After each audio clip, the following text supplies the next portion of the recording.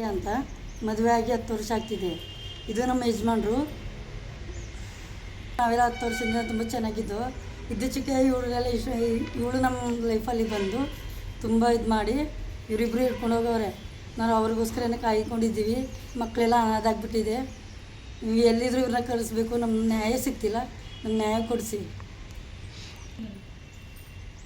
Sir. ಇದು ಈಗ 3-4 ತಿಂಗಳಿಂದ ಈ ಥರ ಆಗ್ತಿದೆ.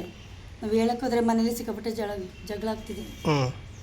ಅದಕ್ಕೆ ನಮಗೆಲ್ಲ ಹೊಡೆದ್ಬಿಟ್ಟು ಊರಿಂದ ನಮ್ಮ ಮನೆಯಿಂದ ನಮ್ಮ ಅಣ್ಣನ ಮನೇಲಿ ಕಳಿಸ್ಬಿಟ್ಟು ತಲೆಯೆಲ್ಲ ಏಡ್ ಬಂದುಬಿಟ್ಟಿತ್ತು.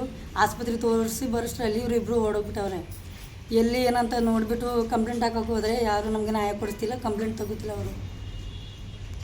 ಈ ಫೋಟೋ ಅವರೇ ಕಳಿಸಿದ್ದು ಗ್ರೂಪಲ್ಲಿ, ನಮ್ಮೂರು ವಾಟ್ಸಪ್ಪಲ್ಲಿ ಕಳಿಸಿದ್ರು.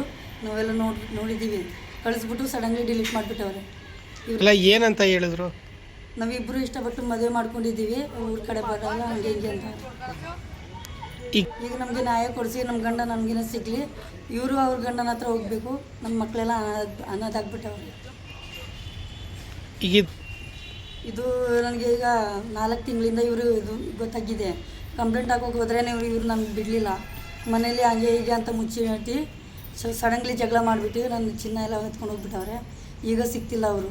ಎಲ್ಲಿ ಹೋಗೋರು ಏನಂತ ಹೇಳಿದ್ರೆ ಹೇಳಿಲ್ಲ ಅವರು. ಬೇರೆಯವರೆಲ್ಲ ಸಪೋರ್ಟ್ ಕೆಲವು ಜನ ಇದ್ದಾರೆ. ಅವರು ಎಲ್ಲ ಇವ್ರು ಸಪೋರ್ಟ್. ನಮ್ಮ ಕಡೆ ಯಾರು ಸಪೋರ್ಟ್ ಇಲ್ಲ. ಪೊಲೀಸ್ ಹತ್ರ ಹೋಗಿದ್ರೆ ನಮಗೆ ನ್ಯಾಯ ಸಿಗ್ತಿಲ್ಲ. ನಮ್ಮ ಕಂಪ್ನಿನ ತೆಗಿತಿಲ್ಲ. ನಮ್ಮ ನ್ಯಾಯ ಕೊಡಿಸಿ ಇದು ಮಾಡಿ, ನಮ್ಮ ಸಹಾಯ ಮಾಡಿ. ಇವರು ಎಲ್ಲಿದ್ದರೂ ನಮ್ಮ ಹುಡುಕೊಡಿ.